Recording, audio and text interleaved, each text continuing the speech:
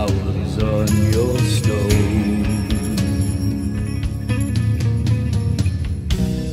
We both know that I was wrong.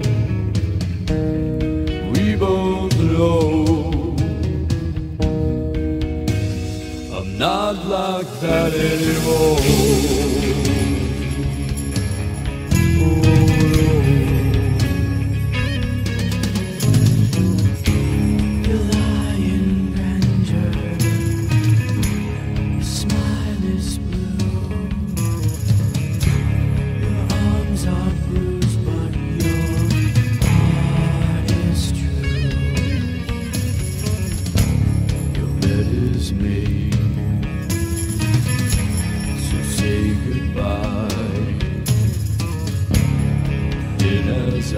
I'm not far behind. We both know that I was wrong. We both know I'm not like that anymore. Give you the tour. So we spent all of last night, literally, we were up until past midnight. Yes. Making the studio. Then we woke up this morning. We did some of our duties of the day. You know, I had to play dad for a little bit, and I do some other things. But then we came back down and finished it up. So we have our new studio space. It's set up in our crypt, our basement. And to anybody who is familiar, like I said, with the By the Burial Ground podcast that we were doing for a little while, we are right next to a cemetery. It is literally like 30 feet that way. Might have just happened by itself, you know, who knows? But that book was amazing. It's deals with shadow entities, and not just any specific type of shadow entity, anything that has ever been claimed as a shadow entity. It even talks about things that are newer myths, like the Slender Man and things that got popularity when I was getting out of high school. Which is not true. It's made up. Well, it's an internet hoax. But if you study magic at all, when you create something, it projects it into the universe. So you could manifest it into the universe. As much as you put into it. Yeah, if enough people believe into it, you know. It's gonna, oh, look. Who knows? You know, I like to entertain a lot of weird ideas, you know, so I think it could be something. And the Hat Man, which is another form of shadow figure, is not the Slender Man. Yeah, but demons or anything like that. And a lot of this stuff always gets kind of thrown the demon route or gets categorized as a demon. Not everything is a demon. Not everything's a demon, people. And when you put that word to everything, it actually increases the intensity of what you're probably dealing with. I mean, it's kind of a classic thing that if you think about something, if you're constantly thinking about that idea, it doesn't matter if there's actually something moving, something in your house or something attacking you. You're in your own mind attacking yourself. So you're your own worst enemy on something like that. Exactly. So he talks about the hags. He talks about all kinds of different things. And he really does a good job of explaining certain situations so that it couldn't be mistaken by a medical phenomenon, which sleep paralysis, there is a medical reasoning to that happening and everything. And there is a separation between that and shadow people. And I think that was one of the biggest messages I got from that book, is he was really trying to sell that, oh, hey, shadow people aren't always demons. Shadow people aren't always this one thing or this other thing. And not every person who's ever experienced sleep paralysis has ever seen a shadow person. No. I've had sleep paralysis happen twice in my life, both before I was 18 years old. The one time when I was a kid, I heard whispering, but I didn't see anything in the room with me. And then the other time I didn't feel anything, but I had a blanket completely covering me, and I was like kind of sleeping on a couch, and it happened then. So I think that might have just been medical. And the only thing that ever made me think it was maybe something paranormal is I felt like I was escaping it by saying, like, get out. In my head, and I remember this as vividly when I was a kid, in my head I just kept on saying, get out, get away from me, get out, and everything. And then all of a sudden I felt the release and I was able to get up. Now that could have just been the chemicals receding back, or however that works with sleep and sleep paralysis, right. Not a medical doctor, but I really think that was something interesting, and it's something that I've pursued knowledge on. And Mike, he has some good points in He's there. a very knowledgeable person when And- it comes to paranormal field. You know, if you're checking out YouTube, he has a channel. Go check it out. You know, Haunted Road Media. He does all Yeah. kinds of And shows. the Edge of the Rabbit Hole, where he does the live shows from. Yeah. He Edge has of the two- Rabbit Hole. He has 2 different YouTube channels. Chris is a pretty big fan. Yeah, I make my Tuesdays are pretty much busy after 9:30. That's when they start. He does one on the Edge of the Rabbit Hole. Then he does this on Facebook on Haunted Road Media. But the last Tuesday he did it on the same channel because I guess Facebook was being weird, which I don't blame it. Facebook's been weird. Anyway. Facebook is always weird. Facebook's Yeah. such a weird thing in general. You know, it's just Right. kind of how it works. All right. So that's the gist on that book. And like I said, it's a really fun read. It's a quick read. If you're at home, locked up, you know, get the Kindle version. You know, if you got like a tablet, you don't even, I think, need a tablet. I think you can do it from your smartphone. I Yeah. think his audiobook is coming out soon. He said he's finishing up that. Yeah. So listen to him read it to you. That was definitely one of the most interesting books I've read this past year. You know, well, this year. Because we got it this year. Yeah. Yeah, You guys read this Yep. year. Okay. So this year. Yeah. This year. This year. That was definitely the first one I want to talk about because that was something I read recently. Right. He read and we talked about it ourselves. We could actually go into a lot of different things on that book alone, but I don't want to just All his drag on other- just about that. Yeah. There's other things, yes. And he has a ton of other books. I mean, you'll Ton see of some of other those books. populating the desk here eventually. That was definitely one of the big books I wanted to talk about first. Now, do you have one from over there you want to talk about? This sent me on down a different road of practical magic. It's a form called chaos magic. Now, chaos tends to get a bad rep, a bad name on a lot of things. Yes, This was one of the best reads I've ever had that showed me that chaos doesn't necessarily have to be a negative thing. No, it just doesn't. means not limiting yourself and to explore as many of a wide range of options. So if anybody knows anything about chaos magic, magic with a CK, not just a C, then you might know this book because it's kind of one of, if there were the Bibles of chaos magic, it would be one of the books for sure. It's by Peter J. Carroll, and it's called Libernal and Psychonaut. And this is a all-inclusive guide to what's up? I said, excuse me, I burped. Oh, Go ahead, it's an continue. all-inclusive guide to some of the basic practices and some of the ways to start in getting into the chaos magic world and everything. So definitely a good read if you are somebody who you think there's definitely more to life than just a singular religion or nothing at all. And you think that maybe putting forth effort to do things like sigils. My buddy's getting over bronchitis, so kind of slack if he does cough. He's troopering through a lot of this stuff. We've done some videos over the past couple of days too with some stuff where we recorded. So this guy's doing great. So if he does cough, cut him a break, you know. Yeah. But anyways, getting back to that, Thank you.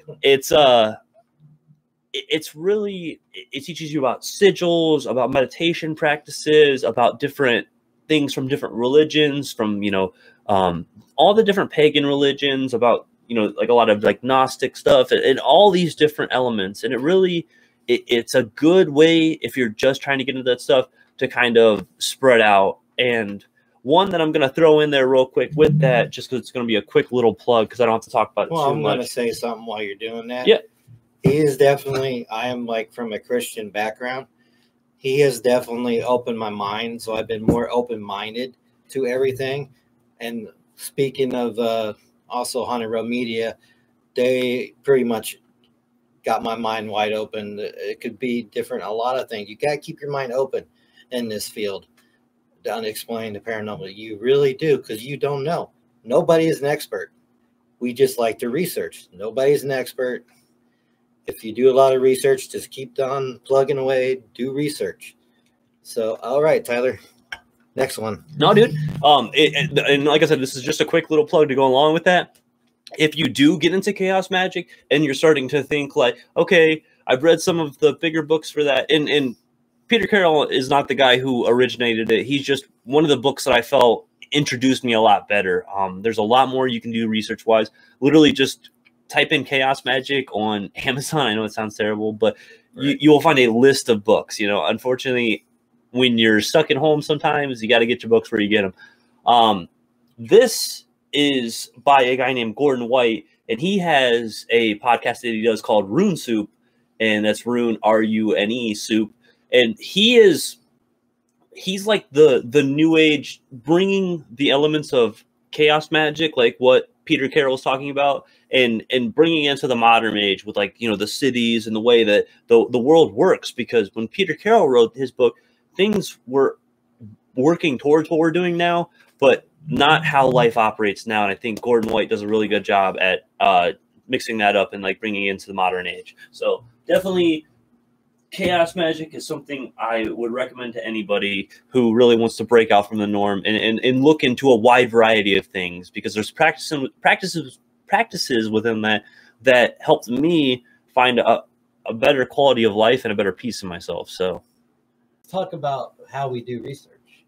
Oh, that's a lot of different things. That's a lot of Googling. I know it's a lot of Googling, but the one thing I use, especially if you're, I don't know, this is a Barnes and Noble book, and since you have long arms, sir, this is how we got the idea of a good portion of our research comes from this, as well as the internet and stuff like that. And this one especially is how we started this investigating the ever-covered bridge up here in Ohio. Yeah, it's kind of, oh, there it is. There we go. I don't know if it'll stay up there, but anyway, it has a lot of good ideas and locations, and it goes from state to state in there too. Of course, we're based out of Ohio.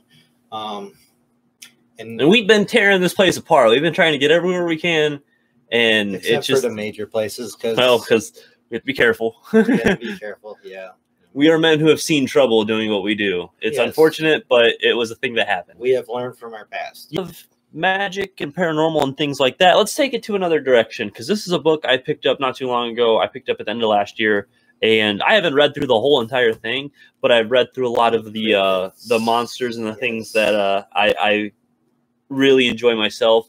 And I enjoy cryptozoology, and that is the study and search for creatures that haven't been identified. A lot of it tends to be creatures with a lot of myth or lore behind them, like your Mothmans, your Bigfoots, your Chupacabras, your Loch Ness Monsters, all the big boys, all the little boys. We here in Ohio have a ton of cryptids. We have the Loveland Frogman. We have our own Sasquatches. We have all kinds. We have melon heads, which are like really, really weird, like deformed people, all kinds of different things, you know? So there's a lot of different lore surrounding some of that stuff. A book I found recently that goes over a lot of different ones all over America is called Chasing American Monsters. It's by Jason Offutt, and it's been a really good read. Like I said, I haven't like read the entire thing the whole way through and, you know, checked all that out, but I've thumbed through it. I've read a lot of the cryptids that I enjoy, and then ones that I kind of wanted to know more about. And I've used it for a little bit of research on a couple things. So a good read if you're looking for something other than ghosts. I like it all. I like aliens, ghosts, cryptids, anything. To be honest, out of all of them, if I had to shoot and say that's the one I truly believe in, it would probably be aliens, because it seems the most plausible. Right. But I do paranormal investigations mostly, and that's kind of my thing I get into. So, but check it out if you want to get into some cryptid stuff. It has a lot of fun information, and the illustrations are beautiful in it. It has a lot of really cool drawings and illustrations in it. So definitely give that guy a peek.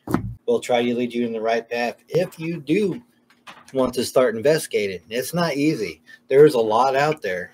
Some of the mistakes we've made is not properly blessing and cleansing ourselves. Yes. It sounds silly. The first time you hold a smudge and you're waving it around, you will feel like a dork. That's kind of okay. Work through it.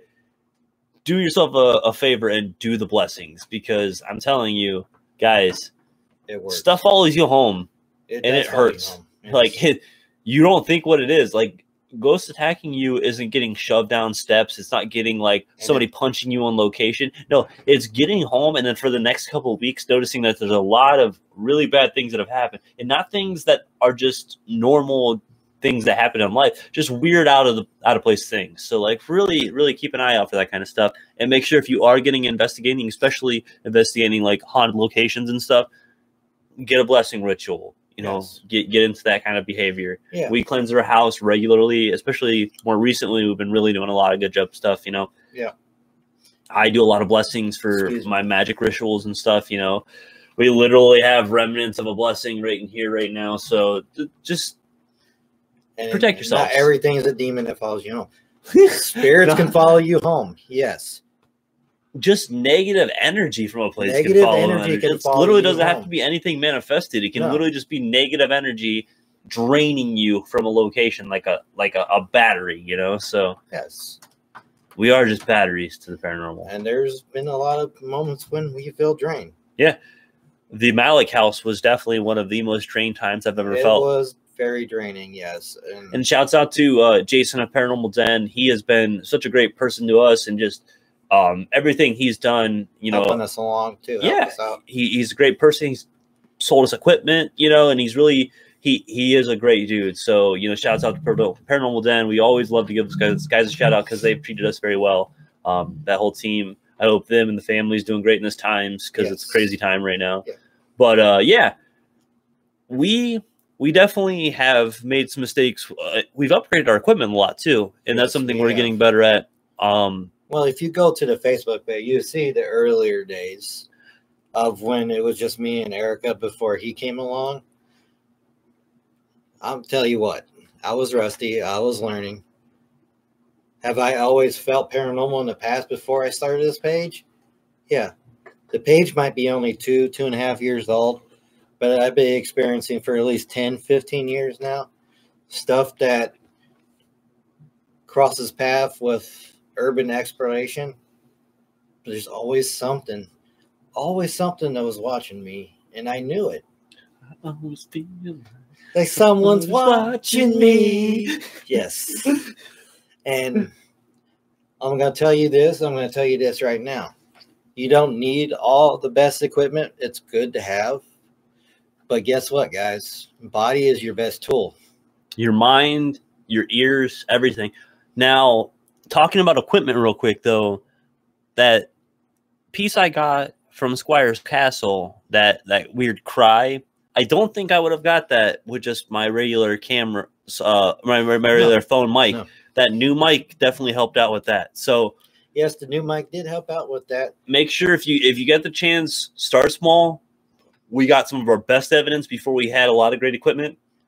Build yourself up. And we're not even to the point where we have great equipment. We have better than some people, and we definitely have, you know, above average when it comes to certain things, because we've been buying things over the past couple of years. Yes. But we're not even at that level where we have like the top-notch things. We're not walking in with the beautiful black sealed boxes and everything's perfectly wrapped and like got all these nice like ties. And no, we're not on that level, you know? Yeah, K2, REM pods. Oh, dude, all the great stuff that like you see, like somebody with one of those TV budgets, they can blow through all that stuff in an episode. You know, we can't even afford just to pick up some of that stuff. No. Mention EVPs, like I caught one recently just doing the exploration cemetery crawl.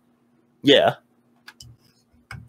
And I'm gonna suggest something. If you're gonna do digital voice recorders, that's just a suggestion.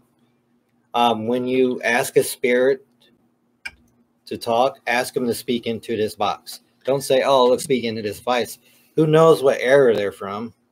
They're not gonna understand. Simple terms. That's all you gotta do. Use simple terms. Yeah. And always treat the spirits with respect, like they're living. And if you keep going back, because there's no time frame in the spiritual realm, they'll remember you like it's yesterday. If you go back a year later, speaking like the Everett Covered Bridge, look how many investigations we got under that belt, and he finally spoke through. Yeah. You know what? Just for the sake of our first episode, let's just pull a tarot card. Okay, let's do it. Then we'll read about that tarot card. So if you don't know anything about tarot, maybe you'll learn about one of the cards, you know? So, all right. So what we'll do is I'm going to shuffle it a little bit. So I'm going to give it over to Chris, have him shuffle a little bit. We're going to put intention into it. When you're doing a tarot thing, it's really important that you really feel it out. You got to almost like massage the cards in your hand. It sounds sexual. It's not, but don't worry.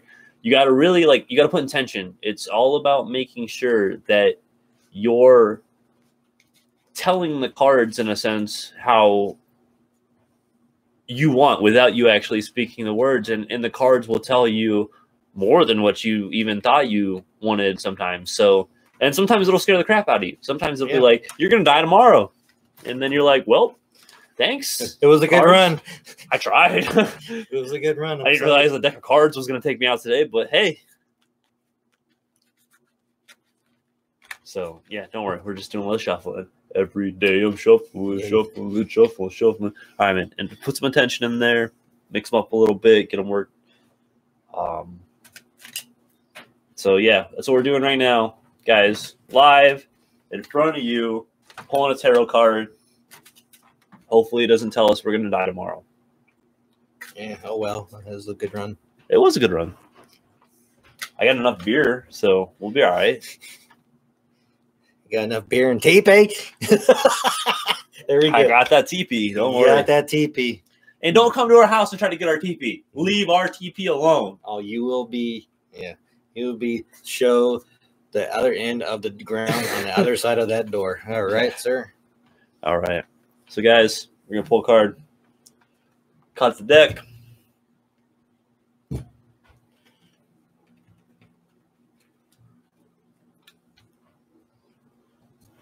If you guys hear any noises about all right, it's not spirits. Okay. Yeah. Just clearing that We're out. in our house in the basement, and there are people awake upstairs. There's it's an older house. You hear the floors. So, Sorry. 5 of Swords, guys. 5 of Swords. So, let's look at this. Look it up. It's great about technology. You can look it up on the fly. Well, I have the book for this one, but It's easier to Google. Google it. Not everything. Don't believe everything Google says. all right. And it was 5 of Swords, upright. Yes. Upright, conflict, disagreement, competition, defeat, winning at all costs. So that's Winning at all costs. we're winning at all costs right now, you know. In the 5 of Swords, a sly-looking man picks up 3 swords from the ground. He glances over his shoulder at 2 men who are walking away with their shoulders slashed, conveying a sense of sadness and loss. 2 more swords are strewn across the grass, suggesting a battle has been fought and lost. The sky is cloudy, and oh, I don't want to try that one. It's tumultuous. All right, I guess I got it. A sign that not all is well, even though the fighting has stopped. So I think that is a symbol of the death that was our previous podcast, and maybe the rebirth, or us pushing forward, persevering, Using the name for this. and coming into all this. Hi guys. And we're back. Sorry So we're late. The Facebook bonus episode, whatever you want to call it. I don't know. Welcome to our crypt. We like that, you know, you guys on Facebook have really carried us along for a while, and you guys keep it pretty consistent with stuff, and you check in on stuff, and you give us those likes and everything. So we wanted to do a little bit of a extra, since we got a rough start to things tonight, and just It's a trial and error. yeah, We're learning. some We got a lot of investigations on the backlog that we'll put up on YouTube. Like we just recently put up, like you said. yeah, our Squires Castle video. If It's you check that awesome. out It's in our amazing. video, we went through, we found some of the investigation, the evidence from our investigations, and we broke those down into a clip video, and we put up a little thing. So, you know, go check that out. We're really happy with how that came out, and the evidence that we found in that is really substantial. We had a couple of breasts that were not something we could identify properly. It definitely weren't something that came from either of us, and there was nobody else on the premises at that time. And then we had like a weird like cry or something. So Yeah, it was freaking amazing what he showed me of that cry, because I didn't hear it. It was probably picked up on audio, because I know you didn't hear it with your ears. It was like one of those disembodied cries. So, oh, thank you, Belinda. We Thank you. appreciate that. Yeah, just go ahead and go on our YouTube page as well, because we've got the full investigation on there. I did post the new intro. We retooled this page and a YouTube page. Thank you to this guy right here. He did an awesome job with our new intro. I hope you like it. He worked very hard on it. We appreciate the follows and the like. We appreciate all our followers. Yeah. We literally, like, we investigate no matter what. So, like, that's always going to happen. Yes. Even if we can't post on any kind of social media. But the fact that, like, we can come on here and, like, we have people who are just as, like, psyched about this stuff as we are. And we're not trying to embellish or exaggerate anything. We want to share. We just want to show what we found. If you guys can come up with something that, like, is like, hey, that definitely doesn't make any sense, then we'll just, you know, say that doesn't make any sense. But if it's one of those things where, all right, there's something there, I think we especially found that with that recent Squire's Castle video. Yes, for sure. Yes, for we sure. did. And the next one will be coming out that we'll be posting out and editing up for you guys is the Myrtle Hill Cemetery, which is the legend of the Witch's Ball, which we'll get into detail with that, with the legend and the truth. Yeah. Because we'll talk about the legend, then we'll talk about the truth. And with both the Witch's Ball and Squire's Castle, there's a lot of actually stuff that's on websites that's listed as fact that you can look at the historical record and see that it wasn't actually how it was. So we're trying to separate that stuff because that's unfortunately how a lot of this stuff automatically just gets shoved to the wayside. It's people throw and attach things onto actual, you know, haunted locations or actual, like, evidence, and then they build it up and they put all that fake stuff on there, and it just doesn't work out. You know, it becomes something that just seems silly, even though that at its root there was some truth there. And now you're saying you're a conduit.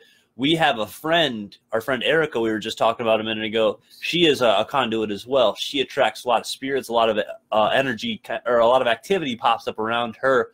And any investigation we go on with her, it's always much more interactive with the spirits because of her. They're drawn to her. I hope that it's not a burden for you. I know that can be kind of a tasking thing sometimes, but I hope you're able to kind of okay, the Glen Rose Hotel. Okay, cool. Well, I know that can kind of really drain people, so I hope that you're able to manage with that, being somebody who is so connected with that spiritual realm.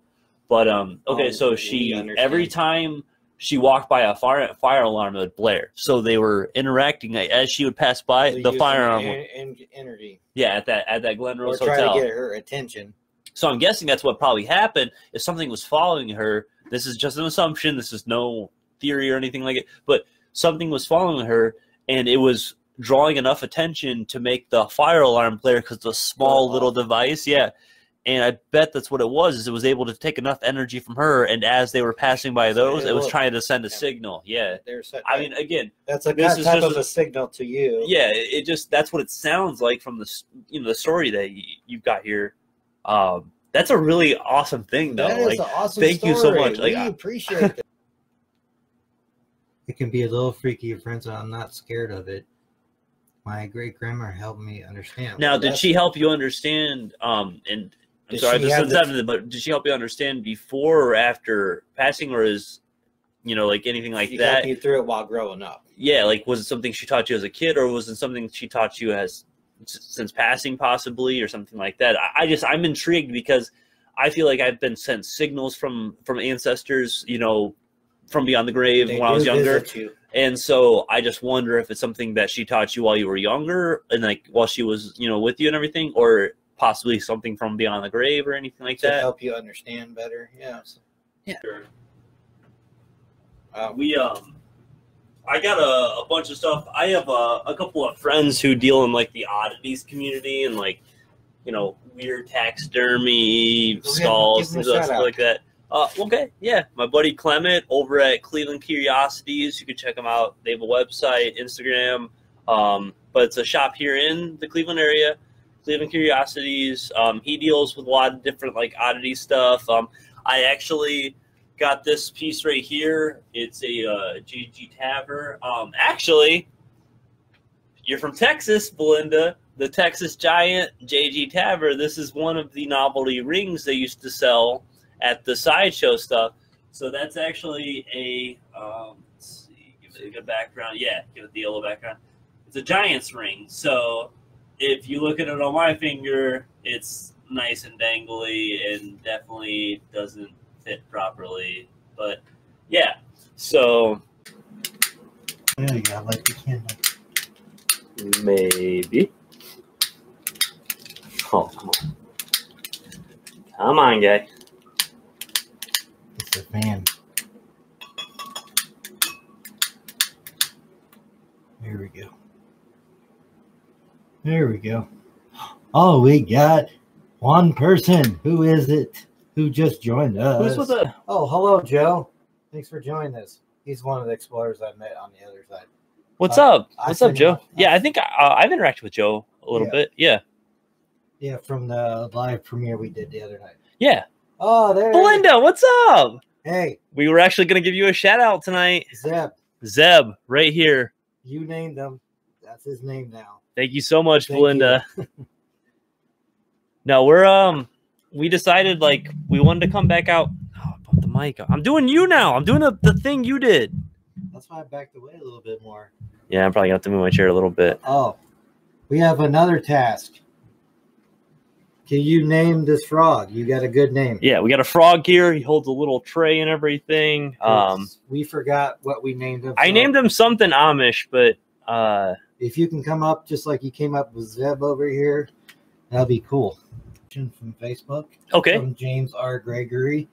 What's the one scenario that made you both believers? I'll let you go ahead and. All right. answer Well, first. we talked a little bit about this last night, but the first scenario that ever made me really start to pursue the paranormal.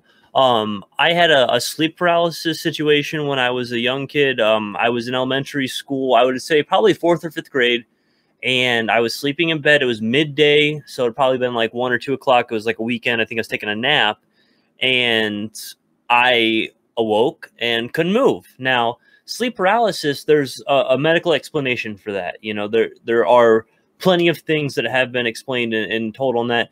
But the problem with the situation I was in was I did hear whispering, and also I wasn't free to like get up and actually start moving again until I started to say in my head, like, get out, get away from me, like you're not welcome, and things like that. And then all of a sudden I just felt the full release, and all of a sudden I can move, and I ran out of my room. That was the moment for me where I really decided to start pursuing the paranormal, you know? Good question though. I'm glad we already we just started getting the stream going. We already got so many people interacting with us. For me, it's been a lot of things, and it has to go back to my younger days of exploring. I'm going to tell you, if you go exploring to abandoned places, Joe probably would agree with me on this one. And that's a good question, James. That there was always unexplained stuff, and I always had a sense of everything was following me, and I can't explain the noises and the breaths. And this is before we had all this equipment. I just sensed there was something always watching me. Good question, James. I appreciate that question. Yeah. And, you know, for you guys, you know, we'll ask you the same thing. So on YouTube, I see, you know, we're still got Joe and Belinda there. What was something... Now, Belinda, I know we talked with you a little bit last night, so we have a little bit of insight. But just for letting everybody else know, what was something in your guys' life that made you start to question things or to look in the paranormal? You know, because I definitely have that strong moment where I was like, okay, this is not normal. This is not something that is just typical situation. It's not just a typical, like, something you can explain with medical science, No, you know, yeah. so... I chose to start to explore things a little bit different, you know? Well, thank you. Yeah, I'm trying to sleep better. I still had a little rough night, but thank you, James, on Facebook for that great question. This is what we want to answer. We want to answer questions you have, your stories, share them. Yes, man. Thank you very much, James. Now, something we did last night that I want to do again is we pulled a tarot card and Yes. we explained a little bit about that tarot card, but we also used it as a way to maybe pick up a sign as we're going through these episodes to kind of use it as a way to see if there's anything trying to send us a message to not just us in our own personal lives, because we can do our own personal readings, but just something for the podcast. So I'm going to do the same thing again tonight, guys. We have a wonderful tarot deck here. I'm going to shuffle it up. Going to pass to Chris, have him shuffle it up a little bit. We'll do the split the deck, pull a card, and then we'll talk a little bit about that card and what we think that means to us and to the podcast, or to the not podcast, but the show. You know, because we're just going to call it a show at this point. We used to do the podcast, but now we're just going to call it a show. Yeah, and if you see us looking down and looking up, our camera's up here, but we have a display monitor down here, and that's where we're looking at like you guys, and we're watching the conversations and stuff. So if you see us looking down here, it's only because we want to really be keeping up on your guys' conversations and stuff. So and I've been, for the Facebook comments, I've been looking on my phone right here since my computer wasn't working. You gotta love technology. Works when you don't want it to, and you want it to work. Yeah, technology plays its own games, you know. Yes, it does. Talking about that, James R. Gregory on Facebook asked, "What is your favorite piece of equipment and best experience with it?" Oh, what did we talk about last night? What is the best tool? I really like. I mean, other than just your own eyes and ears. Well, first is your body, Joe. I mean, James. Sorry. Yeah, we're going back and forth. I'm reading both comments. Yeah, I apologize. Anyway, yes. First is, like I said in the past about how I start experiences. My body tell me there was something always watching me. But an actual piece of equipment would be my voice recorder, the e.v.p.s. Yeah. I mean, I captured some great e.v.p.s. One that said my name, and one recently when we just went on a cemetery crawl here in our area, and it popped up.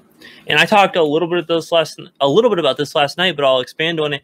One of the things I think is probably the most substantial is a thermal imager, or just some kind of temperature gauge that can read spots. Only because, I mean, if it's a 30-degree night and you get a spike of 60, 70 degrees, or it's a 70-degree night and you put it in a corner and it's like 15 degrees, that's, to me, nothing can explain that. I mean, yes, okay, equipment can malfunction. All equipment, anything electronic can malfunction. But if you're having a situation like that where you've been scanning for, let's say, 20 minutes a room, and it's pretty consistent readings, all of a sudden you get a drop of temperature of 20, 30 degrees, that to me is, there's no denying that. That's right there, you know? So I would say that, you know, some kind of thermal imagery or some kind of just temperature gauge. I like to use I use a Black & Decker temperature gauge. You know, it's one of the ones that has like it casts the area it's checking the temperature of, so you can kind of by the light gauge where you're looking. And I've used that a couple times, and I've had some evidence from that. So Joe says something about a toy that has those toys that have motion sensors, especially like a trigger object that goes into a location. If they touch it, it goes off. Yeah. Those like motion sensor. They have the balls, the 360 motions. Yeah, he's actually talking about the old, I think, turn wheel toys when you're a kid. Oh. And you know, you turn it and the arrow spins, and it's like the cow goes moo. The chicken goes, you know, like that kind of stuff. Yeah. Well, we appreciate James on Facebook with these questions now. But we're like he said, he's watching the YouTube comments. I'm watching the Facebook comments. So if my head goes up and down and all around, we're just trying to answer all your questions, all your experiences. Share with us. Now, Belinda, I completely agree. Obviously, I feel like my camera, that's one of the best ways you're going to get that kind of evidence that somebody sees and they're going to be like, wow. And for the mic issue, I have the Samsung Galaxy S10, and I recently bought a USB-C mic that I can plug right into my phone, and I actually used that, and that's how I got one of my Squire's Castles pieces of evidence that I think is one of the better pieces of evidence I've caught myself. So I definitely think that getting that proper mic, and I didn't spend too much money. I spent like $10 on my mic, but it's just something that's better than the mic that's built into my camera or my phone. So that was definitely something that worked out for me. Less interference from our previous investigation. Exactly. Grading as we go. So, and we learn from our past investigations what equipment works, what doesn't. So, And Belinda, I completely agree. I've got 2 small children, and my daughter, we watch her monitor sometimes because with my son, he's only a couple months old, so he's up, through most of the night and everything. But we try to get our daughter to lay down around like 8:30, 9 o'clock. About the time we're trying to do these shows, and that's part of the reason we do these shows at that time, so she's not running around, and I don't have to worry about her up there terrorizing my wife.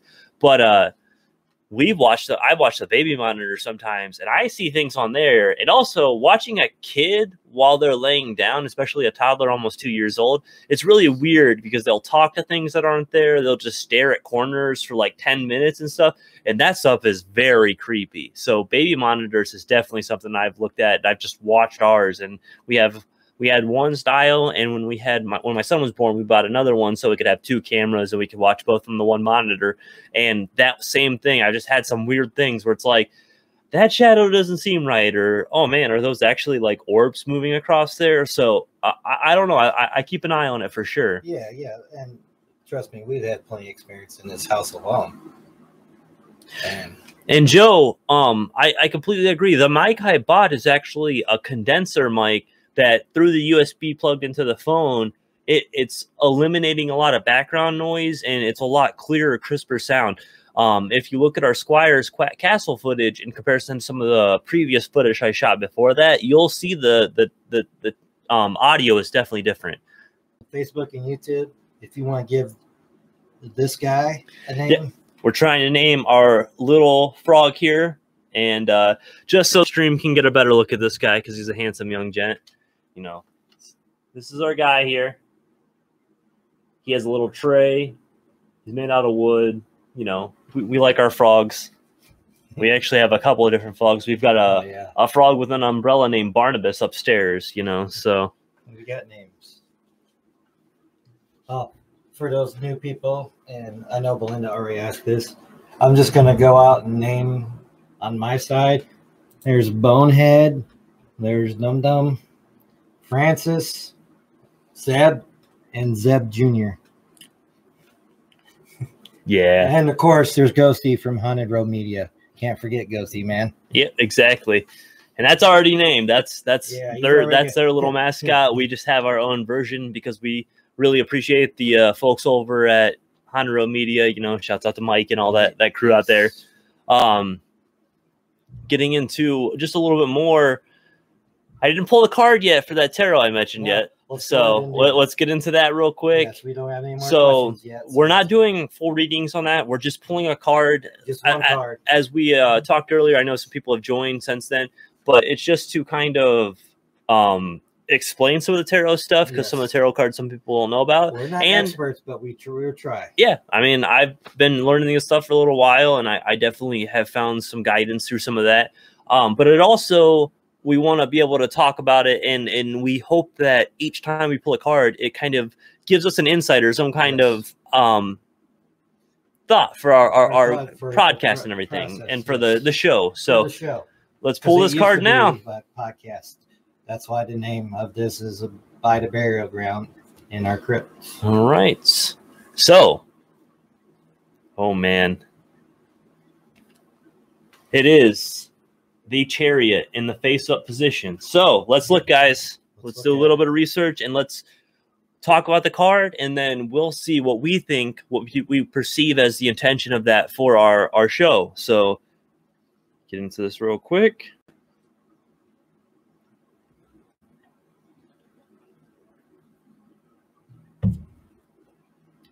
If you want to throw any other questions while he's going this, go ahead and throw them down there on Facebook and YouTube, because they're streaming from both. We want to share. We want to talk. We just want to tell you everything. All right. So the Chariot pulled by 2 sphinxes. So you can see the black and white sphinx. And if anybody knows anything about the occult, about spirituality and things like that, black and white has a very particular meaning. Usually means like life and death, things of that nature. So let's get the as he's looking at that, James R. Gregory says, as we learn together. Yes, we all got to learn together, share together, learn together. It's all about that pair unity. And The meaning of the Chariot card is a card about overcoming conflicts and moving forward in a positive direction. One needs to keep going on, and through sheer hard work and commitment, he will be victorious. So I think that just means that if we keep on putting these episodes out here, you guys keep on joining us, we'll keep pushing forward and just keep on having a great time and pushing through all this stuff, keeping ourselves entertained in the times where a lot of us are probably stuck at home and just enjoying some of this fun. So it was in the upright position. So that usually is a reference to overcoming obstacles, willpower, drive, a journey, confidence, ambition. So yeah, that's going to be, that's the card of the night. So we'll keep the Chariot face up. Appreciate it, man. I do like Frankie for the frog. It's got Francis as the bat over here. So Frankie. We'll go with Frankie then. Thank you, Joe. Thank you, Joe. Right on Facebook. Mackenzie Kammerer. Yep, I actually know the last name, Kammerer. It's a German last name. I have never watched before. Could you guys give a quick explanation of who you are and what you guys do generally? Well, I'll start us off real quick. Start us off, sir. I'm Tyler. This is Chris. We are paranormal investigators, and we kind of go with paranormal, not just ghosts or things like that, but we look at I've gone on Bigfoot hunts, not hunts as in like trying to shoot Bigfoot, but just trying to explore, find areas where potential Bigfoot has been found.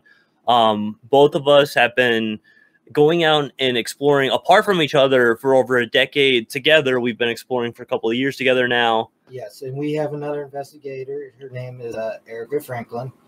She's a conduit. Yep. She draws a lot of the spirit energy every time, any location that we go to. So she's very important to our group as well. And that was a good, that was just a small explanation of who we are, Mackenzie, but that was a great question. I have another question from Mackenzie from Facebook. What's your most exciting experience you guys have had together with your paranormal work? Together? Okay, so it would either have to be, no, I mean, I think it's probably going through Parapsychon at the Mansfield Reformatory and meeting some of our idols, you know? Yes. Steve Gonzalez from Ghost Hunters and stuff. Ghost Hunters, Ghost Nation.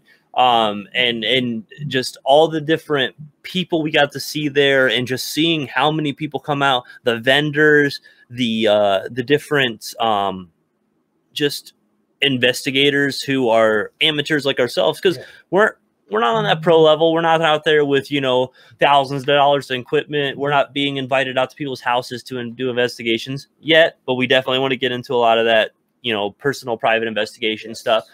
But being there and rubbing shoulders with all those people and seeing how many people are out there for an event like that, it was kind of an amazing feeling, because sometimes, unfortunately, when you get into something like the paranormal realm, and all the different things that kind of surround that, whether if you're into UFOs and aliens, if you're into cryptids, if you're into anything like that, magic, all kinds of things, you can kind of feel alone. You can kind of feel like you're the only person doing what you're doing, because maybe you don't see a lot of people talking about it in your neighborhood or talking about it in general. But it's usually not the case. And seeing that many people, I think that would probably be the moment where, like, you and I together, that was a great moment for us. That was a great moment. That was a very good moment. But I want to point out our most recent investigation, Squire's Castle. That was exciting. Yeah, because we actually had some substantial evidence, and we felt a presence the whole time we were there. Yes. From the moment we walked up, we were in the parking lot, we were fine, and then as we walked up and approached the castle, there's a presence out there. And if anybody has not checked out our Squire's Castle video, check that out. But also just look at the stories and the lore surrounding Squire's Castle, so you can kind of get an idea of the location we was going into. Okay. We get a good thumbs up from James R. Gregory and telling Mackenzie, these guys are real as it fucking gets. Just one of us trying to figure it all out at the same. Yeah. Exactly. No, I appreciate it, James, and I appreciate you with that comment, with that question, Mackenzie, because appreciate it, James, and I appreciate you with that question, Mackenzie, because big thumbs up. That's what we were looking for last night, and luckily Belinda, she kept us entertained last night with asking us a lot of questions. Yes. I'm so glad that we're we're only 35 minutes into this, or a little bit over that, Great and we've already questions. had so much. I mean, we've literally been able to keep just conversations with you guys, you know, Yes. and that's awesome for us, because that's what we want. Yes. We want to talk with you guys. We want to learn more, and we want to get your guys' perspectives on stuff. Yes, you talked about the grave last night. Yeah. How about the Yeti? This goes on along the same lines of the Bigfoot. He's very secluded, and he's a champ at social distancing. Yeah. Just like his cousin Bigfoot. But No, yeah, the Yeti. Okay, so here's what I'll say about the Yeti, and it's gonna get a little political, but Go not for in a it. bad way. So the Yeti is the, if you're thinking of the abominable snowman, you're thinking of the more, I guess you would call it the polar bear version of the Bigfoot-like creatures. Think about it. How much of his territory is getting broken up and infringed upon with global warming and things like that? Hell, the Yetis might just be dying because they don't have that kind of way of getting to they keep the going food, further or and further up, and yeah, and they're trying to go north or south, you know, to the poles, and they're running out of space. So that might be why we're not hearing so much about the Yetis. and I only joke. Belinda has another thing.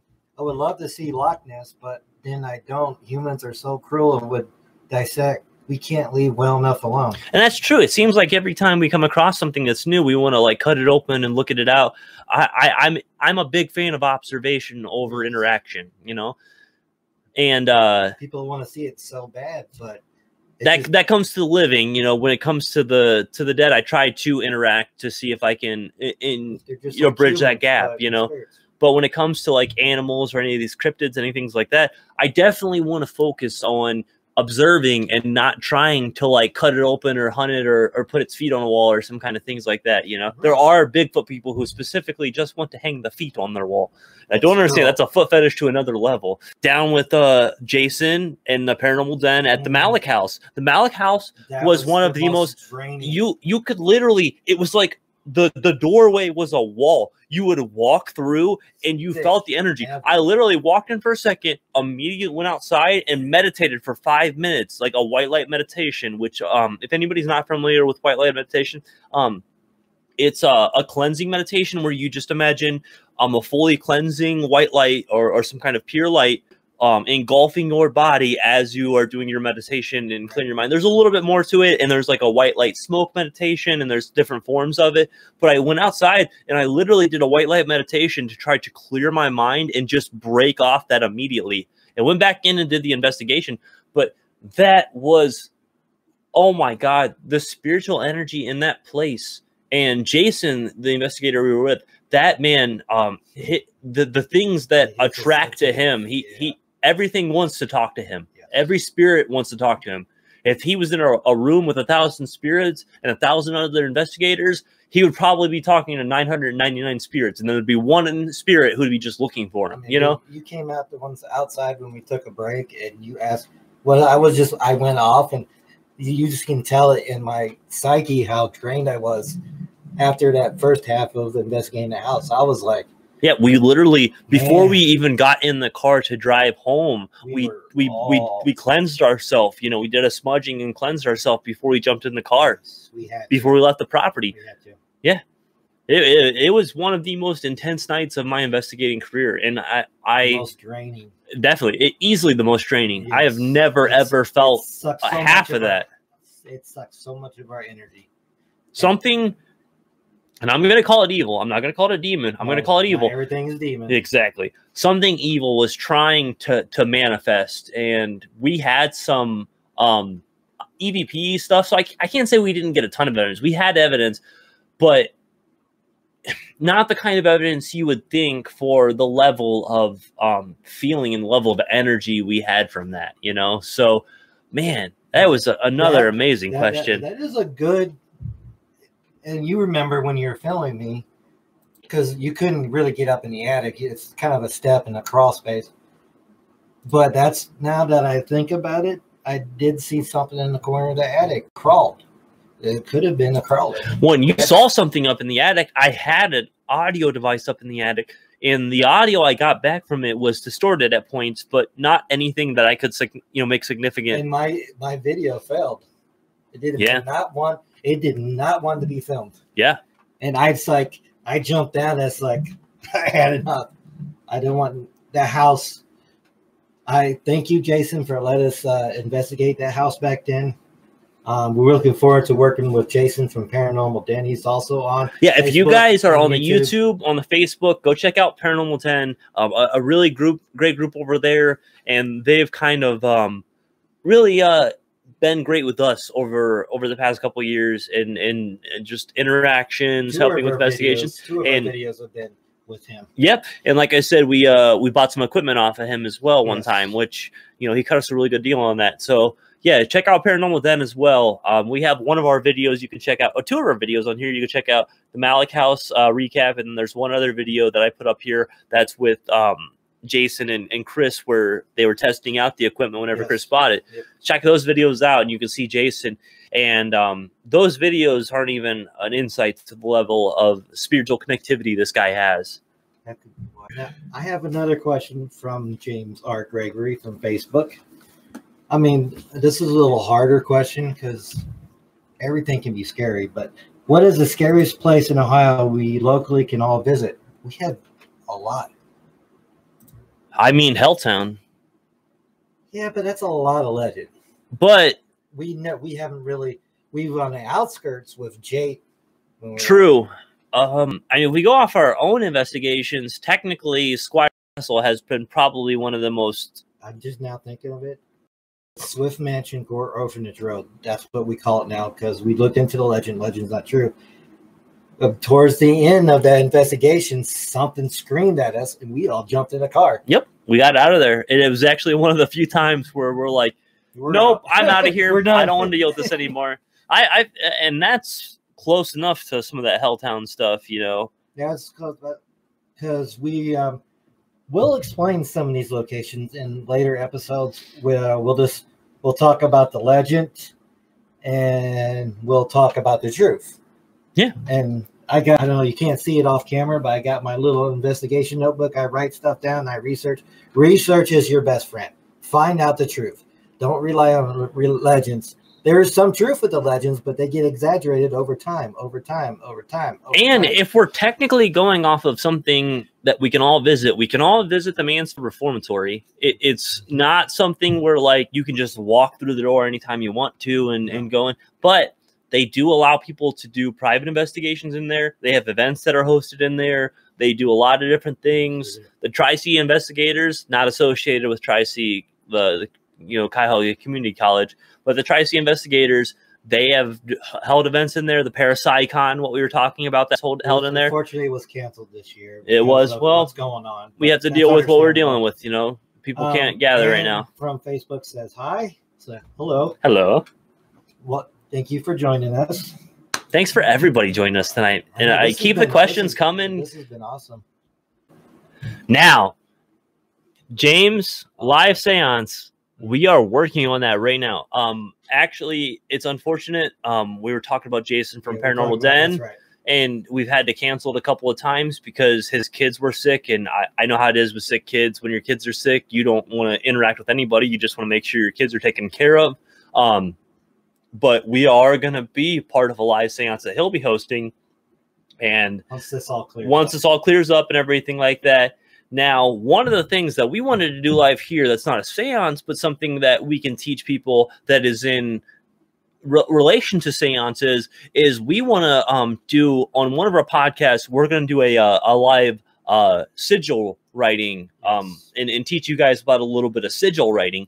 And sigil writing is projecting your will into the universe through the use of the alphabet and magic and stuff like that. So seances, yes, we will be getting into some of that stuff, and Chris and I might actually do one down here at some point, but the first one we want to see for you guys is we're going to have that one with Jason so you guys can see that and everything. And so we did have thanks to my wife, she gave us ingredient list for a protection bag because you got to stay protected out there no matter where you go. If you think you don't need protection, guess what?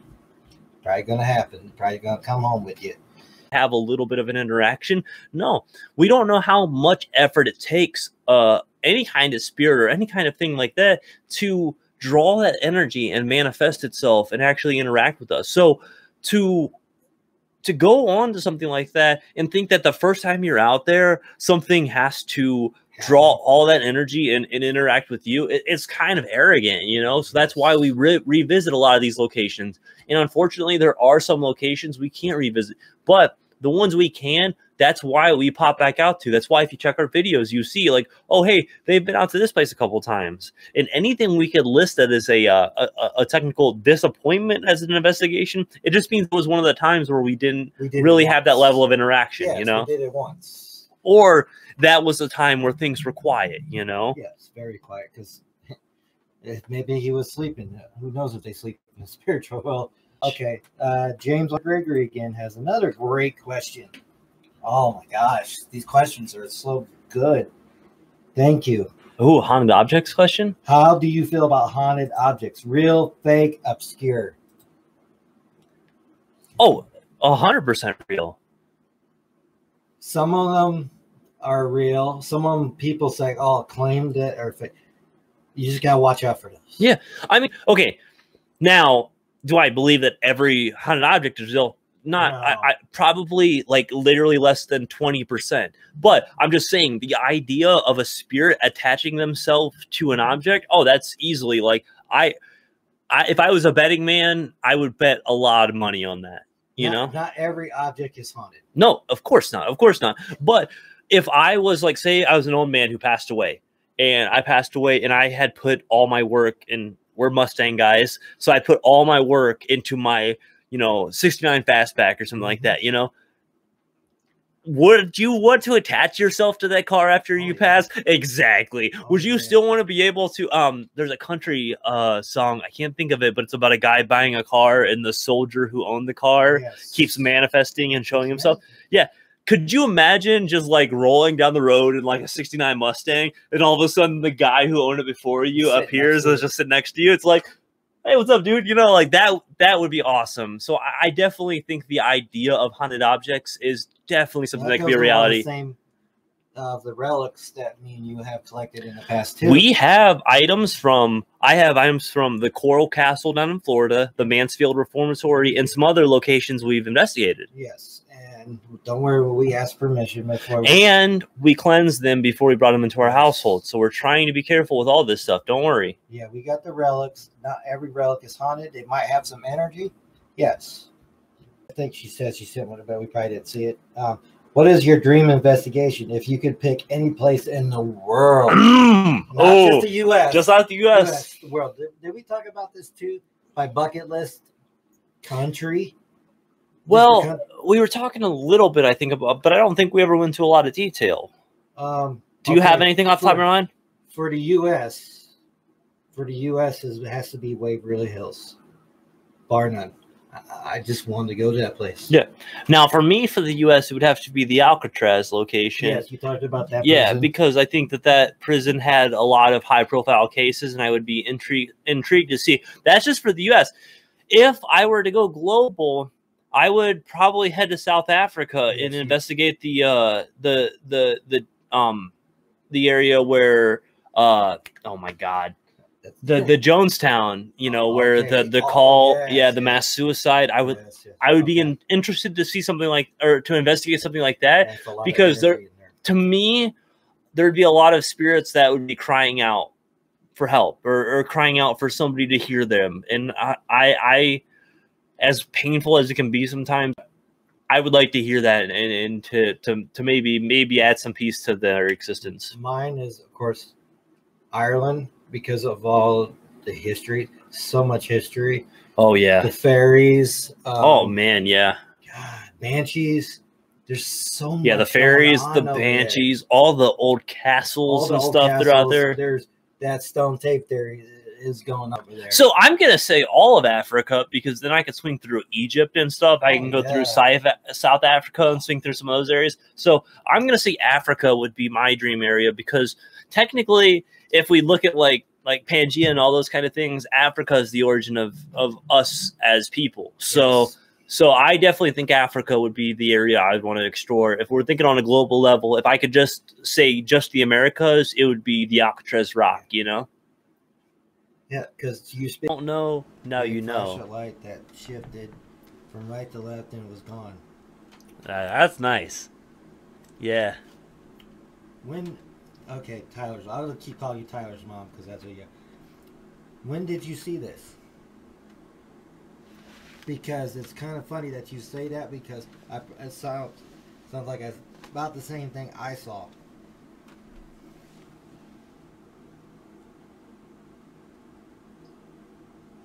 That's no, and satellites get mistaken for UFOs a lot. Yes, they do. Color of the lights, level of like intensity of the lights, things like that can really kind of show you what you're actually seeing.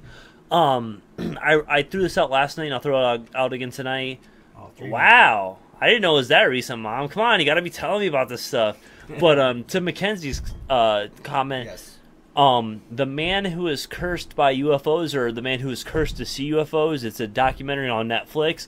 That's a really good indicator of what kind of lights you should be looking for in the sky. His videos are a little out there, and he's gotten a bad rap in certain areas, but that's actually a good documentary on like what kind of lights to look for, shapes, colors, all those kind of things. So check out at that, because I think that might actually be able to add some. Google the Phoenix lights. Yeah, Google the Phoenix lights. Phoenix lights. Yep. Those always stun people, and there's been some There. Oh, I know that you mentioned what is the truth and what is. Well, okay, so here's the thing.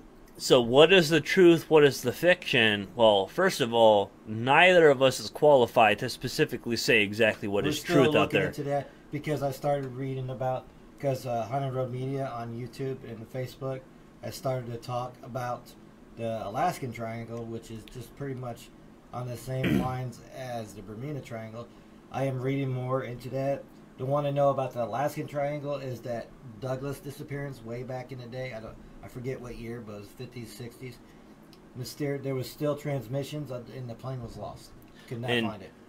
I will give you my opinion and the theories I have came up with the Bermuda Triangle. It's no either this is the truth. This is yeah, and that's why I say, well, what is truth and is what is fiction. Well, we can't tell you the truth because we technically don't know. I've never ever been to that I've never been within that range of location, so I can't say exactly what's truth. Triangles, yeah. But what I can say on the theory level is that it's either, in my opinion, a very high concentration of magnetic and polarizing energy, or it's a wormhole or portal to another dimension. And I mean, who knows? It could be like a time thing too. They could be flying around. They don't even know. Okay, and that is something that I am still looking into. I would love to actually be on a boat passing over that area and actually feel something for myself. But until then, I can only theorize, you know? I can only theorize, you know? Before you get into your mom's thing, Joe, go check out Haunted Road Media on YouTube and Facebook. It's on the Alaskan Triangle. He's got some theories and stuff. If you want to look into that, he's got some good advice and some theories as well as Tyler does. All right, go ahead into your mom's thing. Okay. So the reason why I asked my mom to put up the story is because it was one of the earliest paranormal stories I was introduced to before I had my own experience. But when I was a toddler, my grandfather passed away. My grandfather was the cornerstone of our family. He was the thing that held us all together. I understand. And so he was a very predominant figure. So and I'll read it off of my mom's story. When I was about 5 or 6, Grandpa passed away, and we lived in an apartment and we had a cat, and the cat would always stare at the same corner of the room for weeks after Grandpa passed away. And it was not just a corner of the room, it was the upper corner of the room. So the cat, from what my mom has told me in stories, the cat would sit for hours and hours in one corner of the room and stare up at the corner of the room as if my grandpa was sitting in that area watching over the family. So was he always, when he was living, was he sit? I don't know, you're only 2, but I Is he think that my always- grandpa had like a specific chair and stuff, but we Yes. didn't live in that. Okay. When he was living, we lived at his house with him. Right. Well, I But just wonder if the apartment like, was afterwards. Yeah. yeah, if he had a specific location you would be at. Our good friends came over, and we were just having a bonfire because we got the property. They said they wanted to go check out the cemetery because we live right next to it. Okay. And I'm going to tell you my experience, and I'll let him tell his story with his friends. They went because you guys went to go walk further down. Then there's a certain gravestone. To this day, I will not touch or go near. I touched it with this hand, and I came with like a sharp pain, and I whoa, and to this day, it has something to do. I don't know how much longer. I think that was in the summertime before my injury. Yeah. And it's like, wow, it's like something was trying to tell me this was going to happen. Something to my arm, which did in August 12th. I'm not going to get into details of it. It was just a pretty much very scary moment. And I think something was watching over, but I will not touch that. I will not go near that. I can tell you which one it is at this moment. We can go walk out with a live feed through Facebook, and I can tell you which one I will not go near, and I have no. We lived right next to that burial ground, you know, and that's where the name "By the Burial Ground" comes from. And that was definitely one of the moments that taught us to really make sure we're protecting ourselves when we're going out into these locations, because, you know, we've talked about it before. A spiritual attack isn't necessarily something of a spirit grabbing you or pushing you at a location. A spiritual attack could be something of a spirit hanging on to you for a couple of weeks, and then in a moment where like you might be exposed to something where it could be a bad situation, boom, all of a sudden it makes sure that situation happens, and then that was the attack. And just be careful out there, because it could be a warning. we've dealt with some stuff where we definitely know something different is going on out there. Unexplained, but it's just it's a scary moment to think about, because you go in your mind, what happened that day a month ago before my very scary incident happened. Do you guys think there are ways or doorways to experience the realm of the paranormal better? Like, some people say some drugs help, or and this is something I can attest to, but some people say some sort of sleep paralysis, they can experience paranormal encounters. I'm gonna get into this right away. Okay, let's talk about the sleep paralysis real quick. Here, share this book again to Mackenzie. I don't know if she saw it. Yeah, just in case you didn't see earlier, A Walk in the Shadows by Mike Ricksecker, Honduro Media.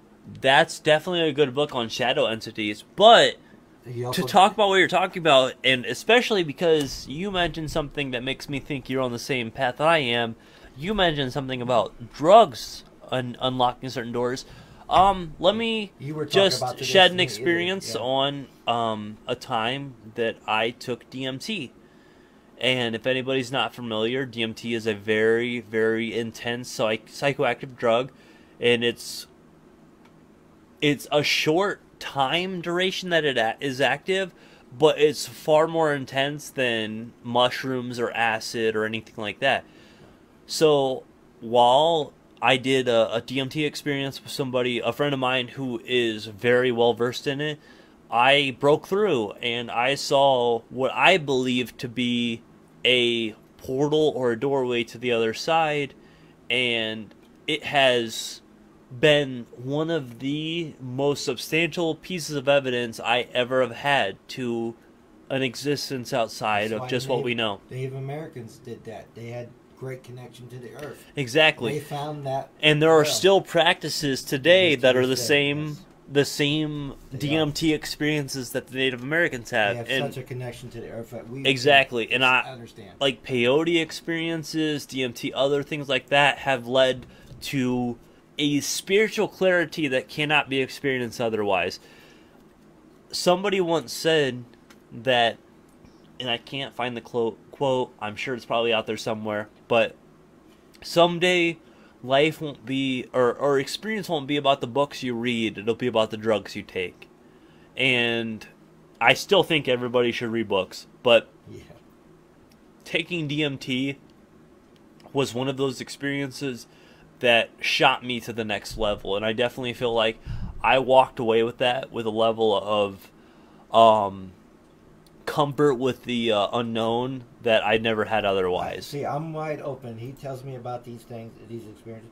That mentions that what I saw, what Josh Gates took, I forget, it was something in South America. Like probably like a peyote or ayahuasca or like a changamas. Yes, it was so extreme. So okay, so what ayahuasca is, just so you know, and just so our listeners, ayahuasca is DMT. Ayahuasca is DMT broken down into a form where it's not as powerful as smoking it, right, but it lets you enter that realm for a longer period of time than just like 15 to 20 minute window, but in a more diluted sense. So you're almost like it'd be like kind of like rocking in the wave pool of that DMT. Whereas like what I took was like throwing into the deep end and just letting you get rocked by it. So if anybody wants to see that, I don't know if anybody knows who Josh Gates is. Josh Gates, explanation unknown, all those different things. Josh Gates, I want to be Josh Gates someday, dude. I sounds terrible to be like wanting to be somebody, but Josh Gates keeps open-minded to paranormal, to cryptids, to monsters, to drugs, all this kind of stuff. Josh Gates is everything that somebody. That episode on life after. Yeah, just specifically life after death. Yeah. Yes. Josh Gates is the kind of person who is exploring everything. I love the guy. And I think that's what we all have to do. We have to explore everything, you know? Explore everything. This is what we're trying to do here. Wrong side. My THVZ, man, my buddy Travis. You can check it out on Instagram, THVZ Supply Co. My buddy's prints his own stuff and everything. And I'm sure he could definitely use the money while he's sitting at home, because I know that he's not able to go back to work right now, especially with he's being an asthmatic. He has to be extra careful. So yeah, to now, all Bobby Mackies. All Bobby Mackies. Yeah, I've heard of that one. Yeah, we've heard of that one. We heard the ups and downs of it. Sometimes it's nothing, or sometimes it's something. Well, and that's what we talked about last night. You know, with locations, you got to go out to things multiple times, because you might go out one time and it's like, oh, there's nothing going on, and then boom, the next time it's a whole other story. I can imagine how many people go in and out of here, because I know it's still open for business during the regular, like a bar and concerts times. Yeah. Then you got these people coming in for investigations. It's just a flux of everything. So, yeah, what. If you did go there, Ann, what experiences did you have while you were visiting Bobby Mackies? Or did you get a chance to investigate Bobby Mackies? Is my question. Oh, my mom said she saw her grandmother's spirit one night in front of her after her grandmother passed. She was watching over her. Yeah. She was checking up on her, make sure she's okay. And you know, that's... Our ancestors do that, you know? Yes, they do. Who knows how many generations back you might have an ancestor that just watches over you, has a particular interest in you know, your life. Right. That's very interesting. Because my stepdad's brother passed away, and he said he felt someone watching over him after that day, at that night. And in a dream, too, on top of that. It felt so real. That's crazy. Yeah, the ones where you have the interactions in a dream that kind of bleed into your own real life, those are always really interesting. Right. He's never really told that story, but that always interests me too. Yeah. I mean, they're kind of taboo about the stuff, you know. Well, and that's why there's not a lot of those stories out there, because unfortunately you get that, you know. People of the older generations tend to not want to be as acceptable to that stuff. And, you know, it's somebody posted online with everything going on right now. It's why they think the world isn't ready to know about UFOs or anything like that, or aliens, you know, yet. And it's like, well, yeah, because as soon as that cat's out of the bag, it's going to destroy a couple of minds, and it's going to make some people question faith and things like that. Yeah. Yeah. And that's a popular belief, is that, you know, people think that Earth might be the hell, and that there might be some other heaven. I tend to view Earth as a school. We're here to learn things that, you know, the spirit has to go through in order to exist in whatever realm is past this, you know. So I feel Right. like we're sent here to be whatever beings we are in this earth, and that's not limited to human beings, you know.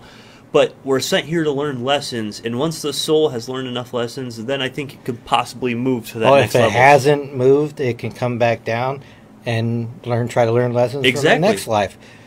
They say, I you think know- you have a choice when you go up there.